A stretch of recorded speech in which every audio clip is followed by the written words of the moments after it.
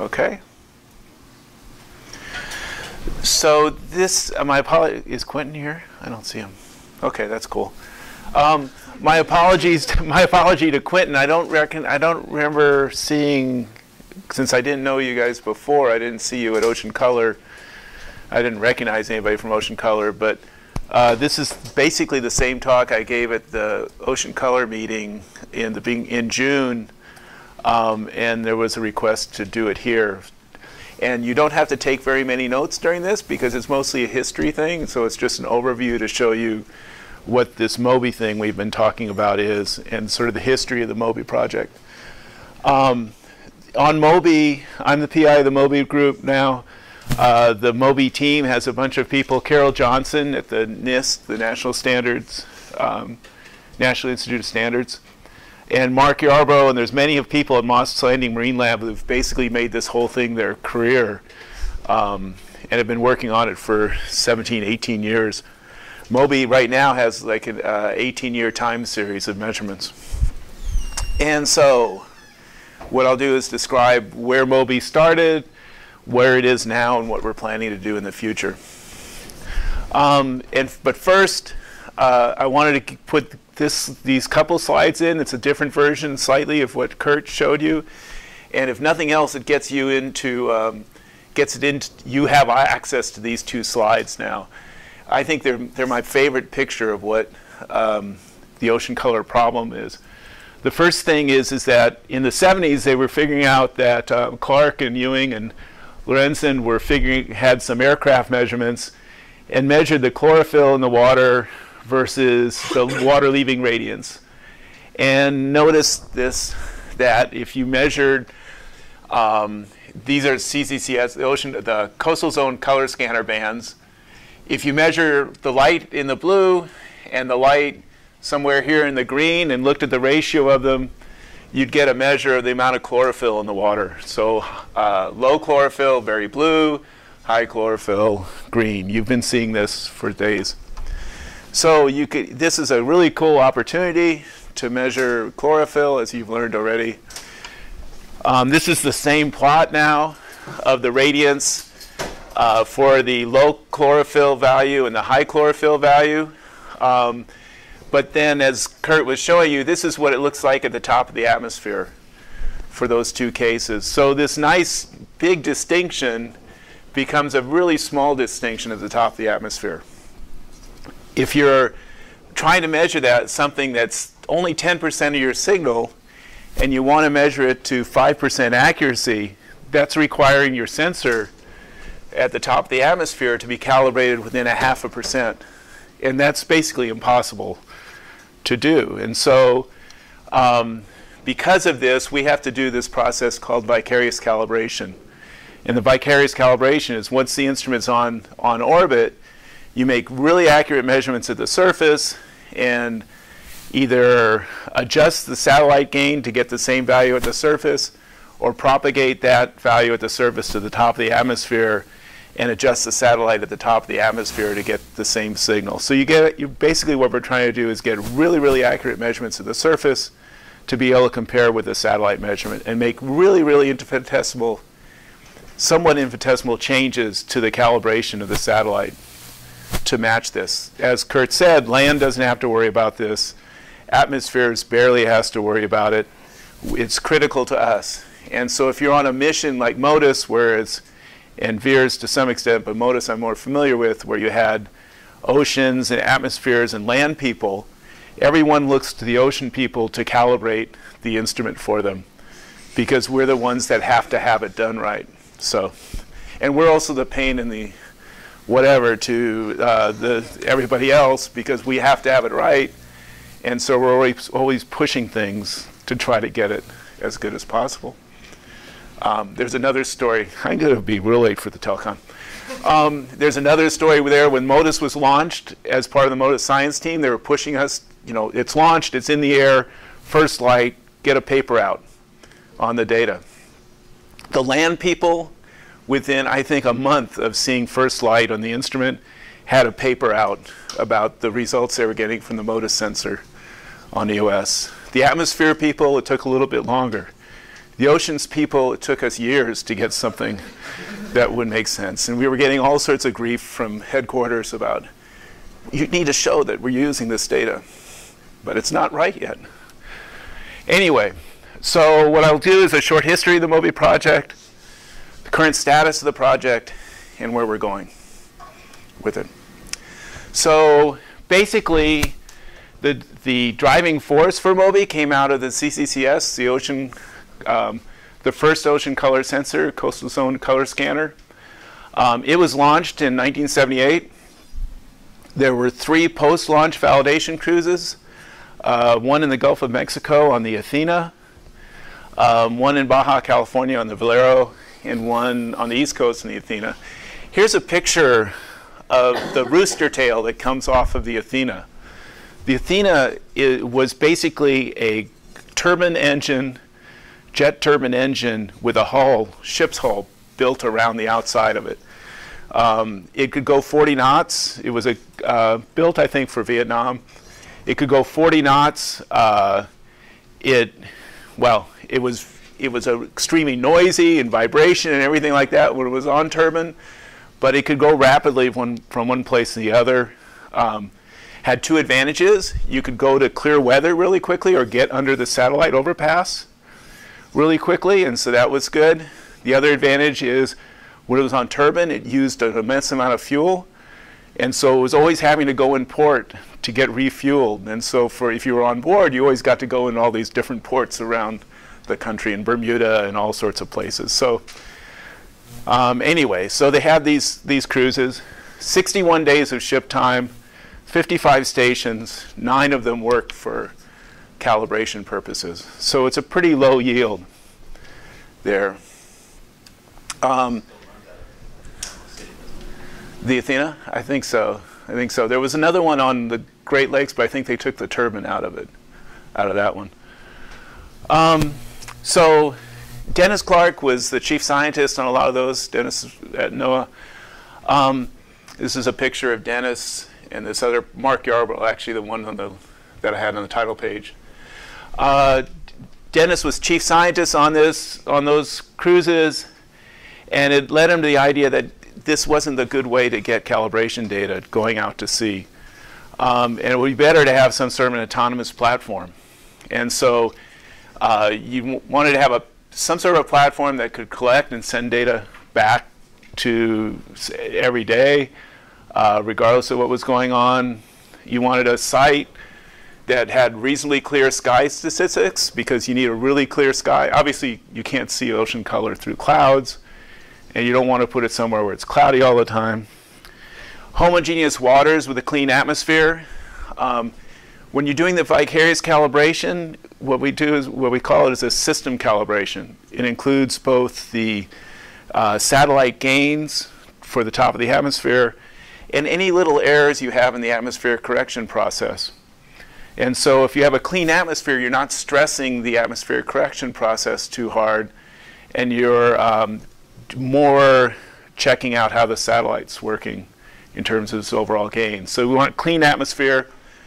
Homogeneous waters, because we make a measurement in one spot, and the satellite gets a kilometer average. And in general, when they're doing this, we could do 3 by 3 or 5 by 5 pixels. So you need a 5 kilometer on edge or a 3 kilometer on edge, relatively uniform field to look at.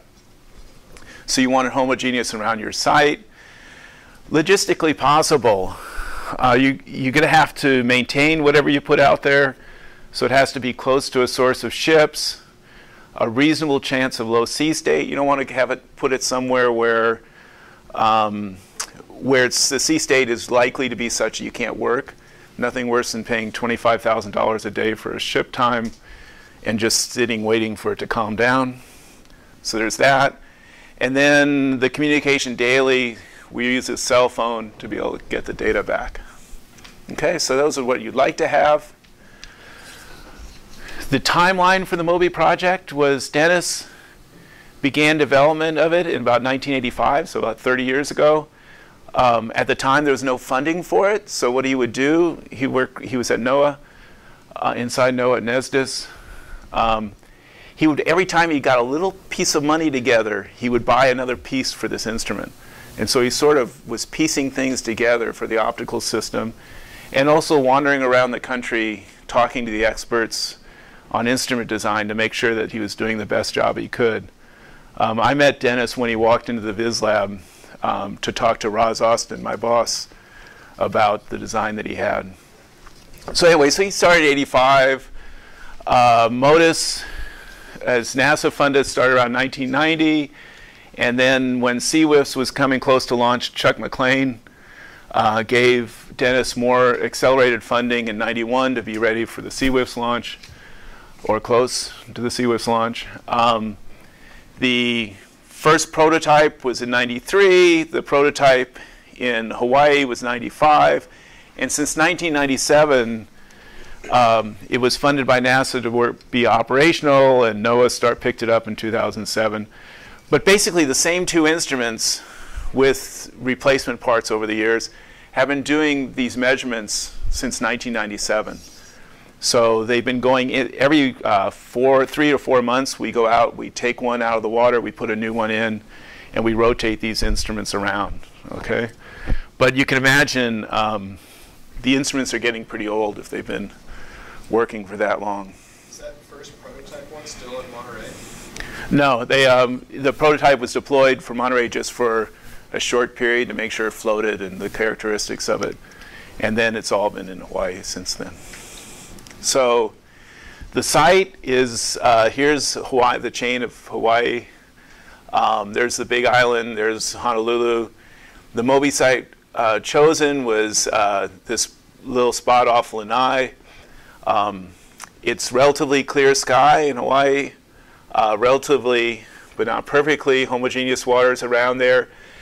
The island chain breaks up a lot of the trade waves and stuff, so it's relative to being out here, which is, or I guess up here or so, which is a hot spot where they do the hot measurements, time series. We can work here a lot more often because the sea states are a lot less. University of Hawaii has ships, so we could use a ship. This is a picture of Moby on the side of the ship. They also let us set up a tent and have all these different vans in their parking lot, so we can work and do the refurbishments and things we have to do.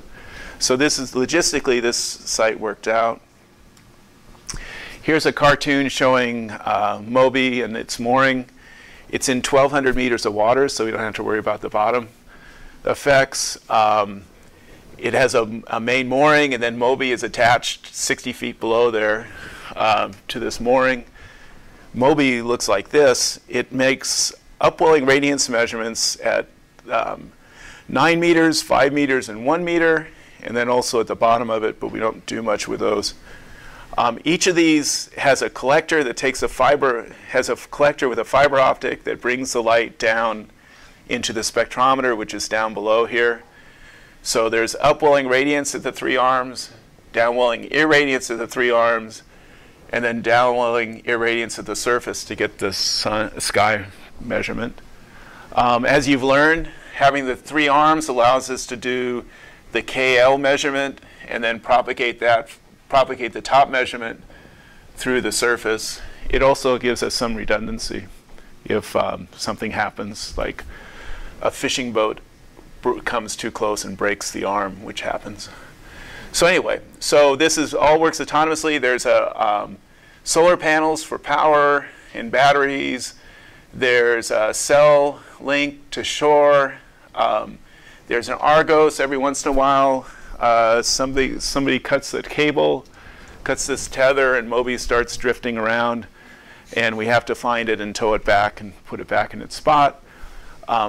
It's done it 2 or 3 times so far, and we've been able to find it each time, which is good. So that's the basic structure of Moby. The spectrometer is down here, so it's in a fairly uniform temperature environment all the time, which reduces problems due to temperature effects in the spectrometer. So that's sort of it. Here's a very complicated, somewhat complicated diagram of the optical system. The important thing is that there's 2 spectrometers. There's a, let's see which side's red. There's the blue side over here, and then the red side over there to handle the full dynamic range in this clear water. And the other important part about it is that there's the fibers from the different collections come in, there's calibration sources in it. The fibers, when they come in, you can only make one measurement at a time. So we only measure like the upwelling radiance at 1 meter, and then the upwelling radiance at 5 meters, and then at 9 meters, and then the downwelling irradiances. The whole process takes about 30 minutes to get a complete set of data. It's hyperspectral, so it's, as we've been talking about, it has about 0.6 nanometer spacing in the blue, about 0.8 nanometer spacing in the red. Each of the channels is about a nanometer or so full width to half maximum. So it is very high. Each channel is actually a 1 nanometer resolution. So by having the hyperspectral, it allows us to match up with multiple satellite missions. So we've been able to do CWIFs, do MODIS, do VIRS now, do every international mission that can see it uses that data from it. For a while, the French felt that they didn't need it for the one that just finished measuring. Why is that? I lost the name in my head. Maris. They didn't think they needed it for Maris. In fact, the engineer is a pretty cool guy, the lead engineer, and he was like, we don't really need it. The problem is your atmospheric correction is wrong. Okay, whatever it is. Maris uses the MODIS data also for vicarious calibration. So all the ocean color sensors have used it over the 17 years, it keeps everybody locked into the same standard, which is also useful for comparing between the different missions. We've done a lot of characterization. We spent almost all our time still on characterizing and seeing what we could do to make it better. The Straylight I told you about before. We've measured it at NIST on Circus, which is a device that allows you to get a laser that's continuously tunable from UV up through the near infrared. And so you shoot in individual laser lines, and it shows you what the response is. So we do that. We have corrections added to the data. We measure before we put it in the water for that 3-month deployment or 4-month deployment, and after we take it out. We're working with NIST, so everything's traceable to NIST. We're continually moving our sources back and forth to NIST. All of this stuff is really where all the money that's required to keep Moby going, is keeping all these things exactly tied to the NIST scales and as accurate as we can make it. This is showing a diver. We have monthly diver calibrations where the diver goes out and sticks a calibration source on it and also cleans it. We have onboard calibration sources that we look at each time we make measurements. And there's been a lot of cruises around the area to characterize the area around the site. So as I said, we have an 18-year time series. This is sort of the time series with annual trends moving away, where this is a 10%, the dotted lines are 10% difference in the LW measured. On average, we have, if you look at the variance, it's like 8%, I'm sorry, standard deviation. This is a trend line. It looks like there's a slight trend, but really what's going on is that over the years, as different satellite missions have come and gone, we make 3 measurements a day due to power restrictions. And we've moved the measurement time to match the satellite overpass times. So earlier we were doing more early morning measurements. Later, now we're doing more later measurements. And so that makes an apparent trend line that shows up. But in general, this thing has worked really well for 18 years in the field. We're going to have, some point, we're going to do an uncertainty talk. I forget. So we've been working really hard. We've always been working hard understanding the uncertainty. If you go through the uncertainties of our measurement, there's different components.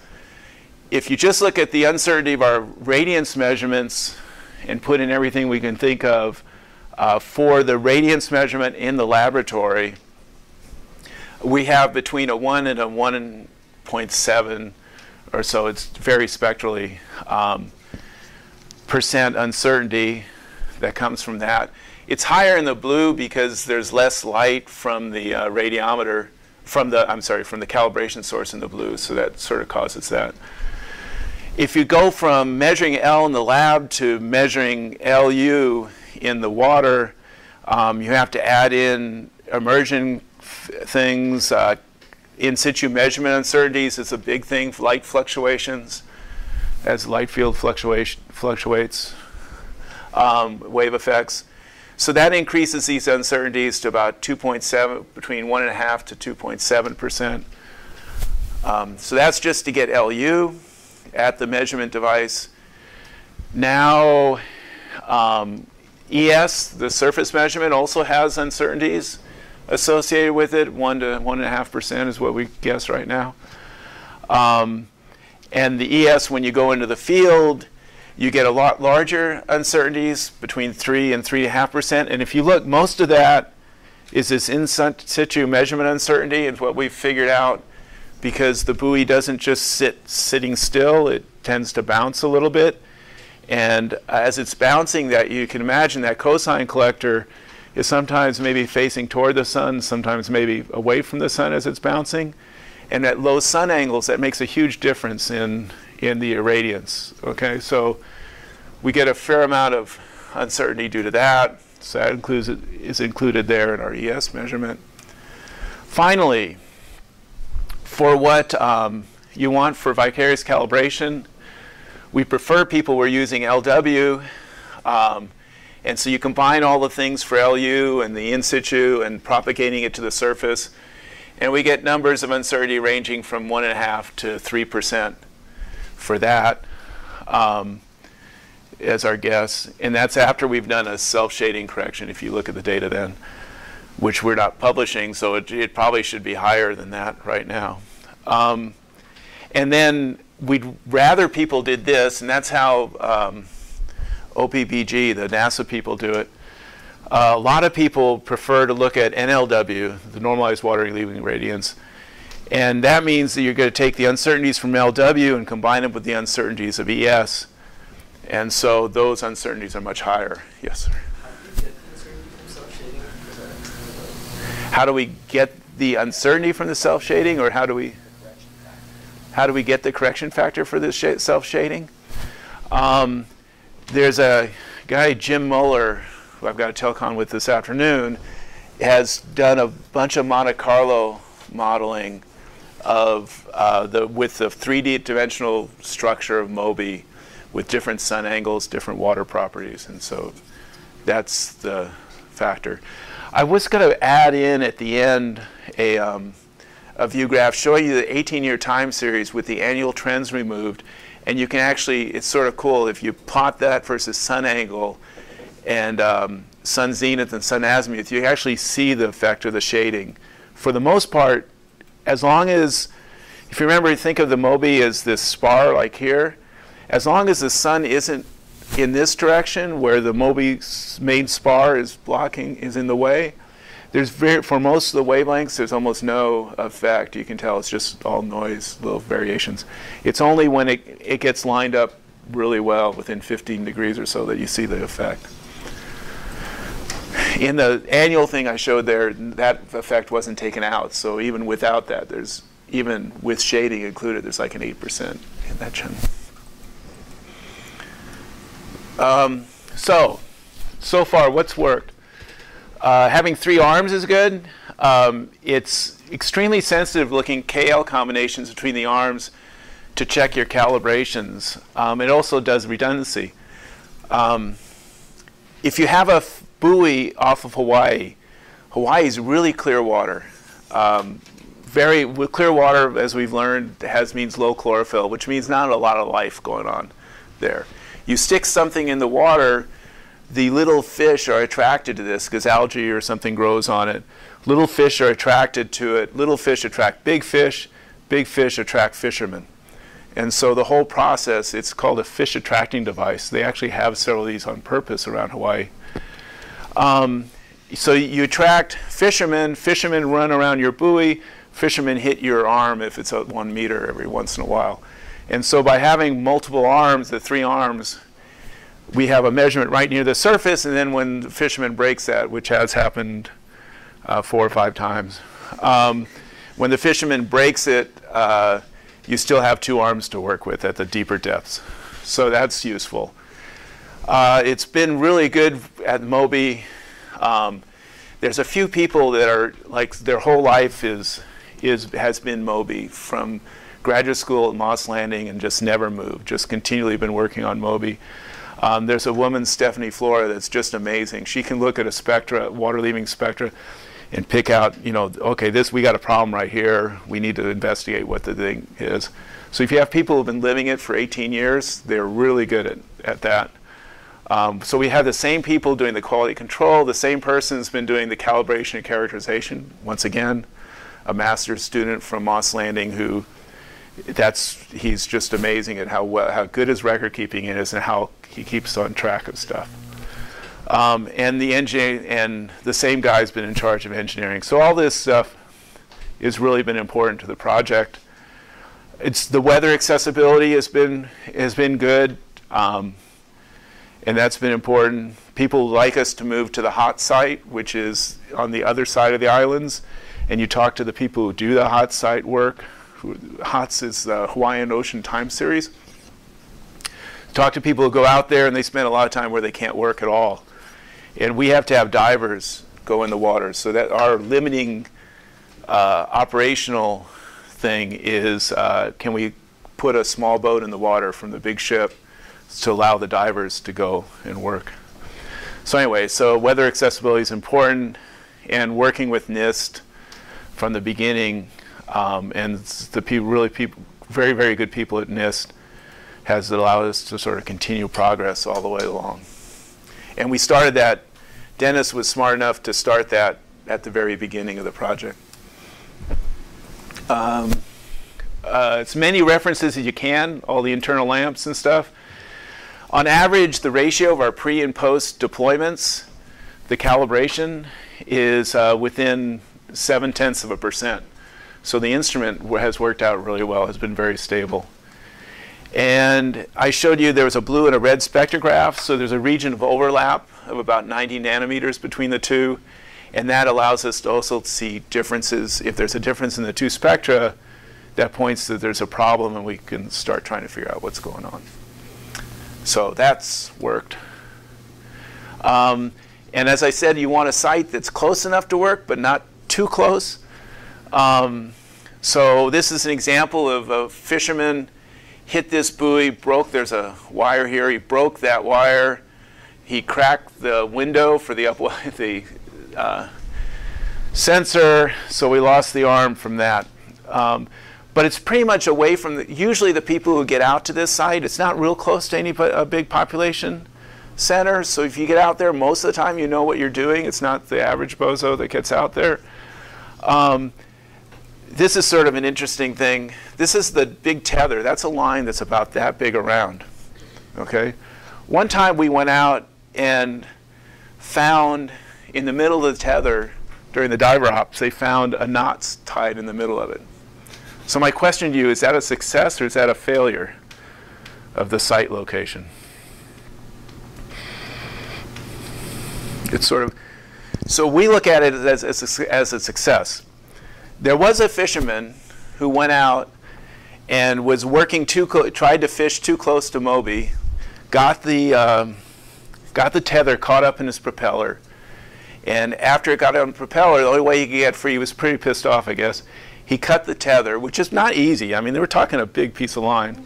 Caught the tether and took off. Okay?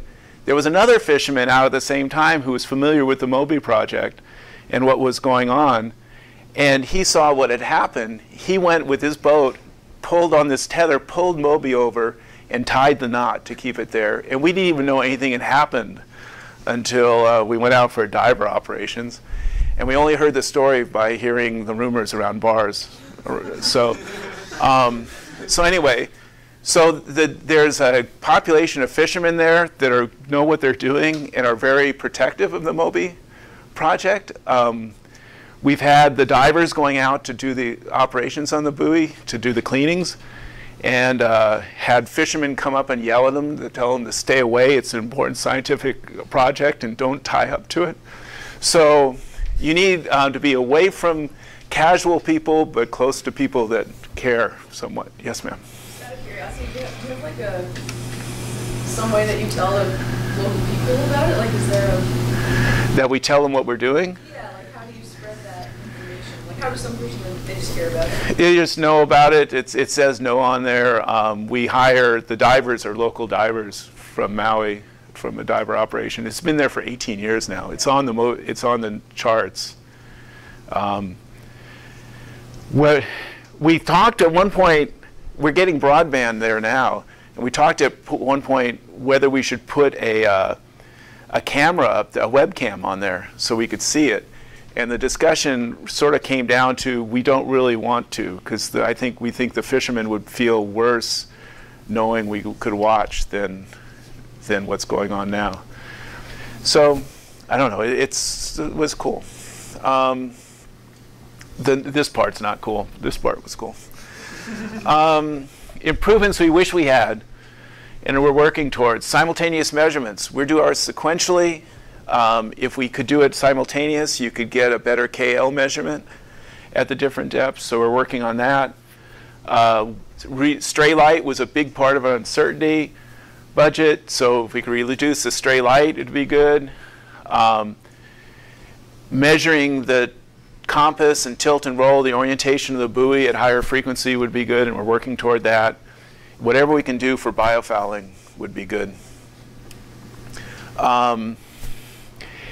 And this is sort of shows the use of Moby buoy, and also, so the idea now is you take a measurement at the surface, you propagate to the surface to the top of the atmosphere, you calculate a gain coefficient change to the satellite measurement, and you keep doing that and average a bunch of data of those gain coefficients. So this is the gain coefficient at 555 from Jeremy's, from this paper by Jeremy that I like. And it shows the effect on CWIFs as they're doing the vicarious calibration at Moby.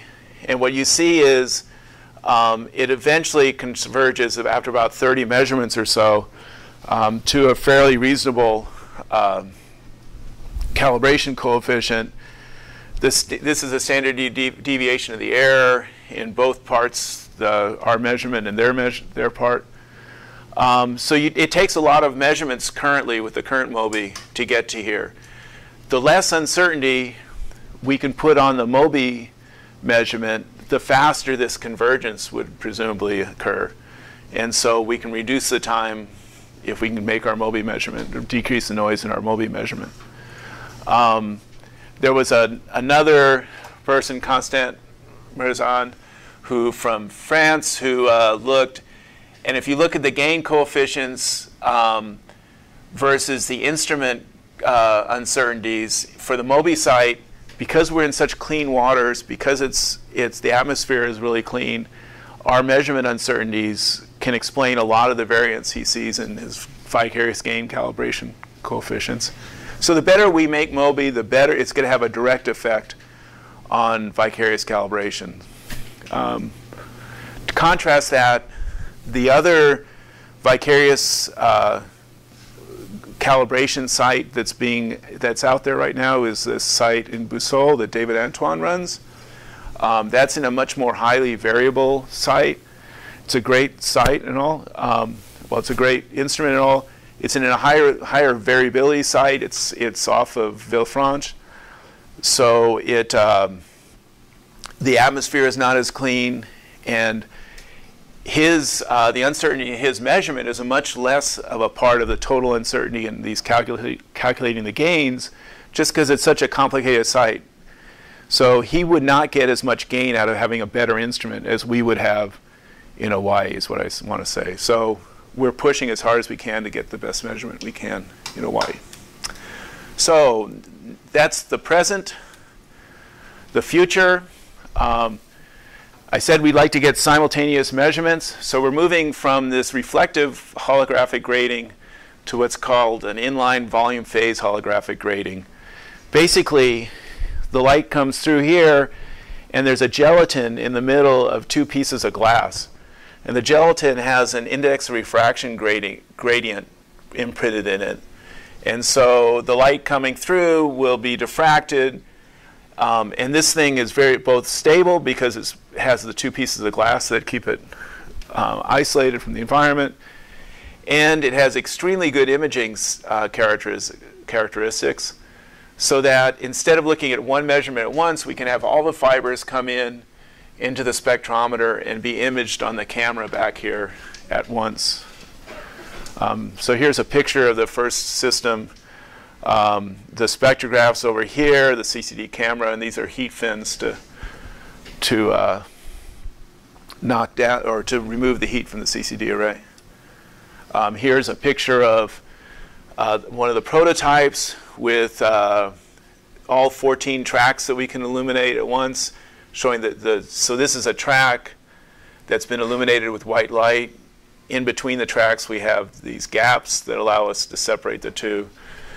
Here's a line of the current system that we had, the first spectrometer that we got, showing the illuminated track and then how well it goes down to zero in between the different tracks.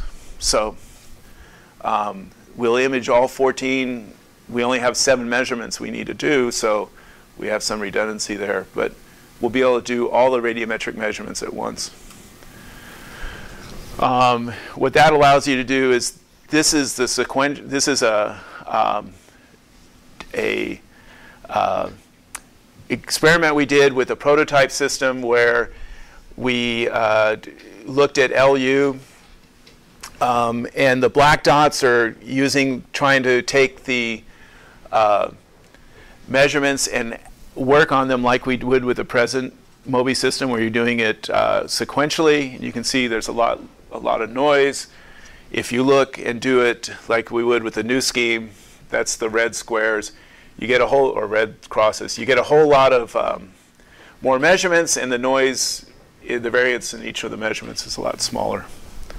So with the simultaneous, it gives us a lot better measurements, and so we're looking forward to that. Straylight, this is an example of a Straylight characterization where we take a laser at this wavelength, illuminate and look out onto these shoulders, and you work through the whole spectrum that way. Now we bought the tunable laser, so we can do it in a Y like the circus, so we don't have to go back there. So we'll be able to do it more often, and the new system should be a lot better. Here's the present system. This is a Straylight, so here's relative pixel 0. And this is in relative pixels away from the center. I'm trying to remember it. So it's about half a nanometer, I think I said, per pixel. So this is a current system in the Straylight that's been illuminated right here, and this is the light that shows up at the other wavelengths. This is the prototype of the new system, and now this is the new blue spectrograph we have in Hawaii that we're working with. Now the scales are different. This is minus 250 to 250. This is the center pixel, then plus or minus 20 pixels around that center part.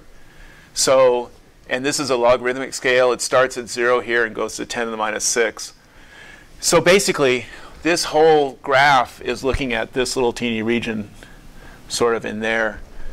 And so the full width at half maximum here is about 1 nanometer, a little bit less than a nanometer, so it's getting that design goal.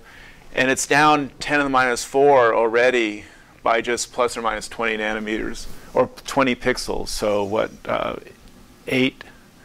6 or 8 nanometers away from the center. So the Straylight's much better with this system. Biofouling. These are some are really bad. What's that? I was going, it's not my Telgon, it can't be. They don't know this number. Okay, so this is this sort of shows what happens on the worst case when you get out there is it gets a little muscles, I guess. There's a this is without. We have a copper anti-fouling tube that goes on it, and so that the copper sort of keeps things from growing in around our detector. So this isn't too bad. In general, it won't hurt the measurement, but we want to try to make sure nothing's happening on the window. This sort of shows worse. Is some sort of a film or something growing on the window. What we're going to start doing is illuminating the window with a UV LED at 285 nanometers to keep the little stuff from growing on there. And if you keep the little stuff down, you'll keep the bigger stuff down. The idea is if we can figure out whether we can extend our deployment periods by knocking down this biofouling, we'll reduce the cost of the operation too. It will be difficult though. The LED is probably not going to do too much for this guy. We were noticed, I told you that we have this person who does a quality control, Stephanie. She noticed a big problem with the LU top measurement. And so we happened to have divers going out fairly quickly and got them to go out. Fortunately, the guy, when he was unscrewing this tube at the end, all of a sudden this guy popped out at him. Fortunately, he didn't drop the anti-fouling tube from being startled. But basically, it's a little pelagic crab that had decided that the LU sensor was a good place to find for a home. So anyway, we got him somewhere else. So anyway, it's a cute picture. So that's all NOAA-supported stuff nowadays. NASA, just as part of the vicarious calibration for PACE, they had a call for vicarious calibration systems, and so we're building a Moby Net version for NASA. We called it Moby Net. In my mind, it was Net for Netflix. The idea that we have one sensor in the field, and you have another one that you've sent back, and we keep sending these things back and forth from the calibration facility. Okay, so it'd be a Moby-like structure that you can get in a 40-foot shipping container, so we can ship it to some remote site and have somebody else keep it up. A modular optical system, so you can take it on and off the hull and send the optical system alone back to be calibrated, and some sort of another associated source device that you can confirm that once you got the optical system on site, that it still was a calibration that we thought it was. And Moby currently only goes to 380 nanometers. We need to go to 350 because PACE is going to be working in the UV there for atmospheric correction problem things and better CDOM measurements, I think. So you guys don't care about this. This is Moby structure. We're going to a carbon fiber beam in the center. And removable arms so you can transport it easier. This is a spectrometer we're going to be using this is a calibration source. It sort of grew out of a effort in CWIFs called Symbios. But this is a calibration source, and we'll use this to check our optical system when it gets on site and off site. And then this is like another redundancy to check to make sure this is exactly working like we thought it was as it gets shipped. So the instrument will be calibrated in Hawaii or wherever the central calibration site is. The measurements will be done with the Moby system on this source, and this will measure that. It gets transferred to the other remote site. Once again, it gets measured to make sure nothing's changed during shipping. The whole thing is trying to keep every check you can have to make sure everything's stable. The goal is 2% throughout the process. This says the same idea.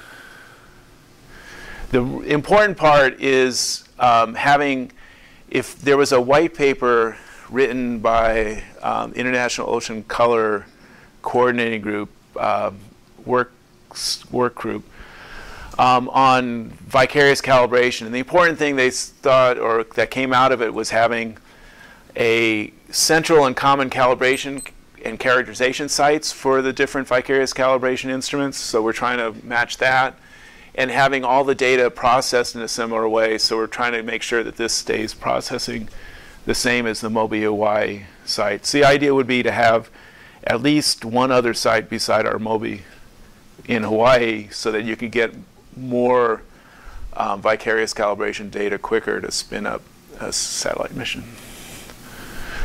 So, conclusions. Moby's, as I said, has a 17-year time series. Virtually all the ocean color satellites have been done with it. It's taken a lot of work by, not me, really more people at Moss Landing, NIST, and NOAA to keep it going.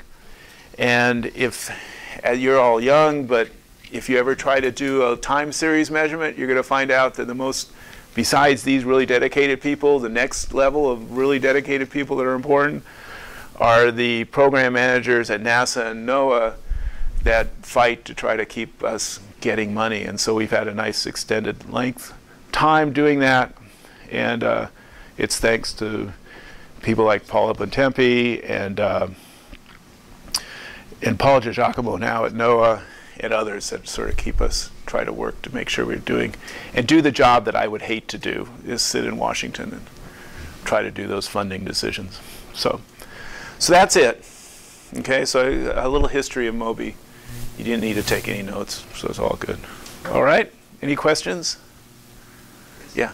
Are the three arms on the same side, or is it So there are three arms, they're staggered. One is, they're different lengths. So the top arm is farther out than the next arm, and they're also, actually they are in line. So they're all in line, but they're different lengths. And the field of view of those radiometers is very, very small. It's less than a degree, for better or worse. So, any other questions? Okay. Okay, so take a 10-minute break. What do you need? How long is the lecture? It's not that, it's only like 14 URAS, but it takes some discussion. So let's meet at 11:15.